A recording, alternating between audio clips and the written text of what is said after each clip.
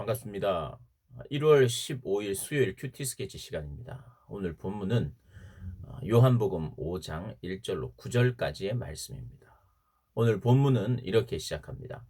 그 후에 유대인의 명절이 되어 예수께서 예루살렘에 올라가시니라. 예수님께서 또 명절에 예루살렘으로 올라가십니다.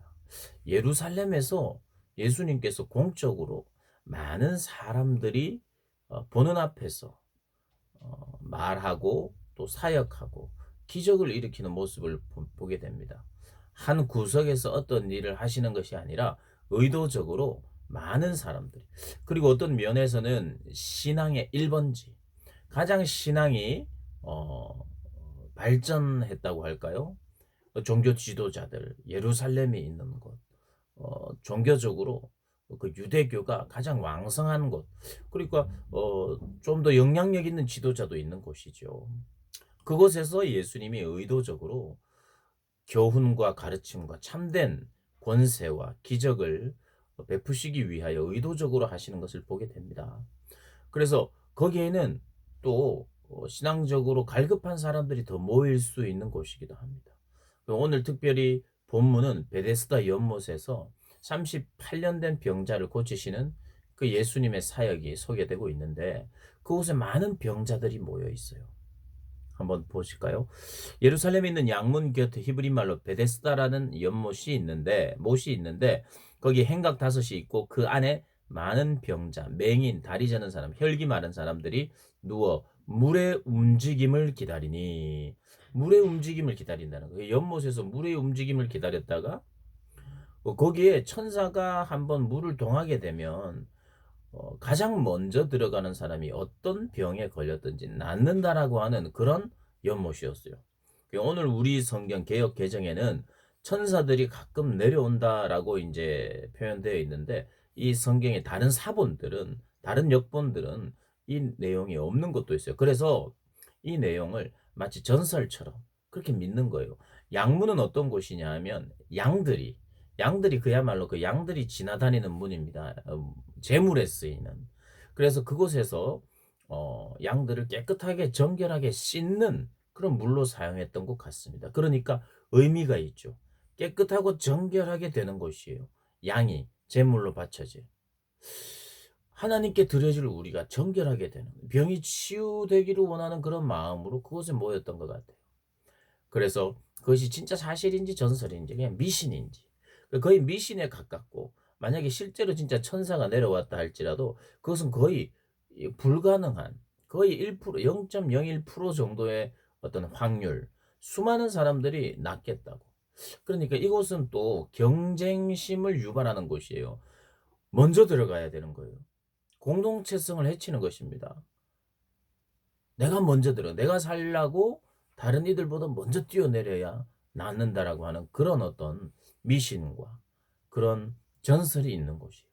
아마도 제 생각에도 이것은 그냥 전설에 불과하지 않을까 싶습니다. 그런데 오늘 표현에 보면 또 그게 아닌 것 같기도 해요.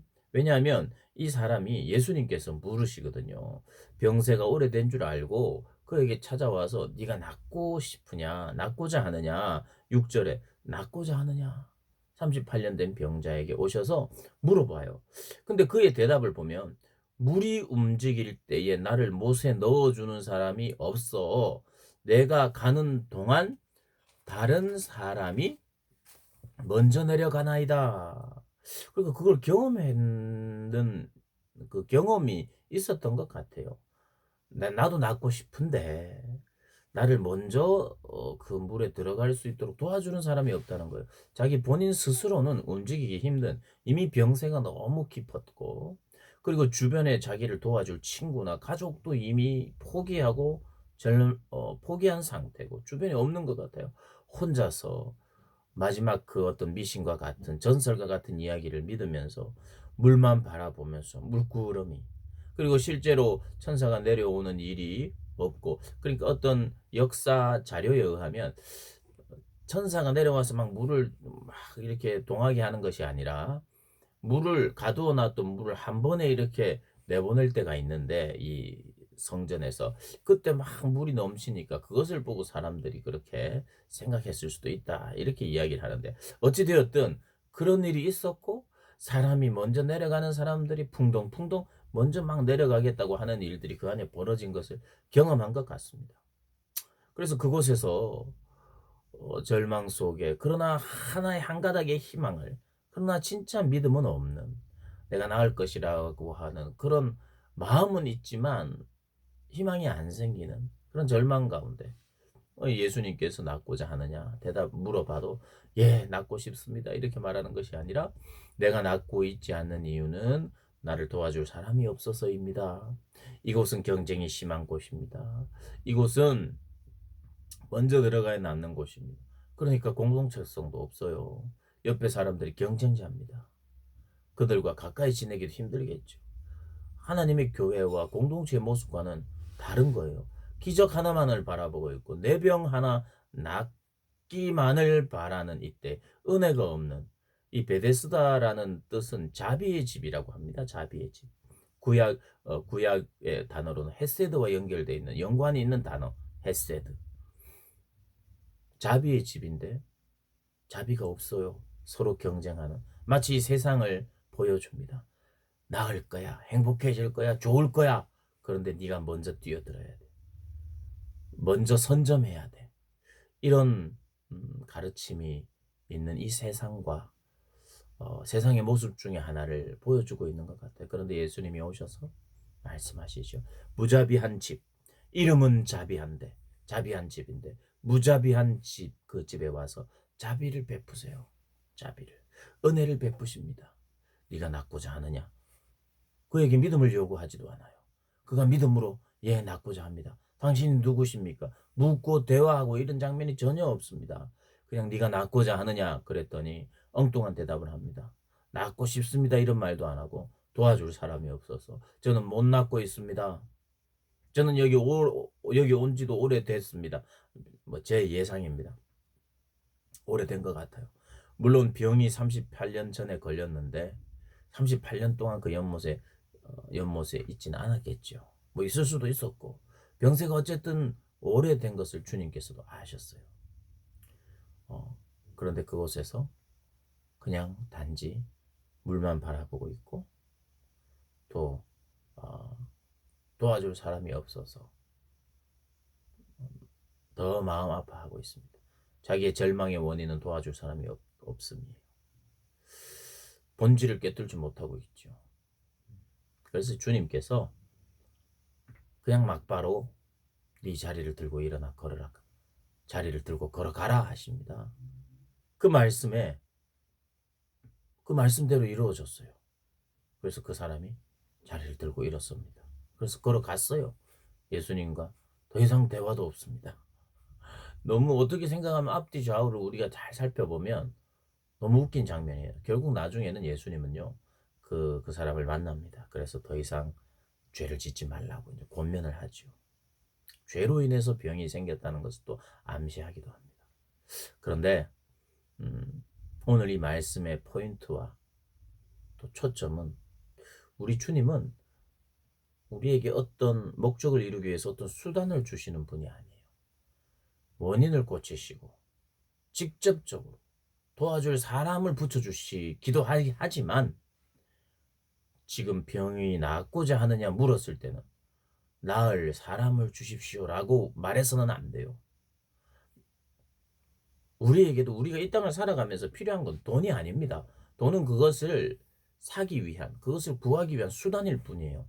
우리 주님 물으실 때, 예, 주님 돈이 필요합니다. 이렇게 하시면 안 돼요. 뭐가 필요하냐? 이게 필요합니다. 너의 생명이 낫기로, 예, 저희는 생명이 치유되기로 좋은 의사를 만나게 해주시고 수술이 잘 되게 하시고 이것을 떠나서 물론 우리가 좋은 병원도 만나야 되고 하나님께서 허락하신 모든 것이에요. 돕는 사람도 마찬가지입니다. 그러나 우리 주님이 오늘 물으시는 것은 이 모든 것을 하시는 분이 누구냐? 주님이십니다. 라는 고백이 필요하죠. 주님이십니다. 주님이 낫게 하십니다. 주님은 바로 낫게 하시고 직접 낫게 하시는 분이세요. 뭔가를 통할 필요가 없는 분이세요. 우리가 그걸 알아야 합니다. 나에게 지금 필요한 것이 어떤 사람이 아니에요. 나에게 필요한 것이 돈이 아닙니다. 그것은 수단일 뿐이에요. 언제나 주님은 직접 그리고 바로 주실 수 있는 분이에요. 그분이 주시는 겁니다. 그분이 사람을 통해서 주시기도 하고, 그분이 돈을 통해서 주시기도 하고, 관계를 통해서 뭐 여러 가지를 통해서 우리가 가진 어떤 재능과 은사를 통해서. 그러나 바로 주시는 분, 바로 낫게 하시는 분, 주님이시라는 거 오늘 기억하고 그 신앙을 오늘은 회복하기를 원하시는 것 같아요. 비록 나에게 믿음이 없어도 엉뚱한 대답을 해도 우리 주님은 먼저 허락하시고 또 가르칠 때도 있는 것 같아요. 오늘 보면 한번 묵상하시면서 나는 주님을 어떻게 알고 있는가? 나는 주님 그분을 바라고 있는가? 아니면 어떤 수단을 바라고 있는가? 나는 혹시 병자처럼 왜 너에게 필요한 것이 무엇이냐? 낫기를 원하느냐? 질문을 하고 있는데 저는 도와줄 사람이 없어서 안타깝습니다. 뭐가 없어서 저는 안 됩니다. 라고 절망은 하고 있지 않는지. 예루살렘 주변에 있었던 신앙 1번지라고 할 수 있는 그곳의 신앙의 수준과 형편이 이렇다는 것을 오늘 보여주고 있습니다. 사랑하는 여러분, 오늘 한 날도 참된 믿음의 근원이신 주님을 더욱더 바라보는 한 날이 되시기를 주님의 이름으로 축복합니다.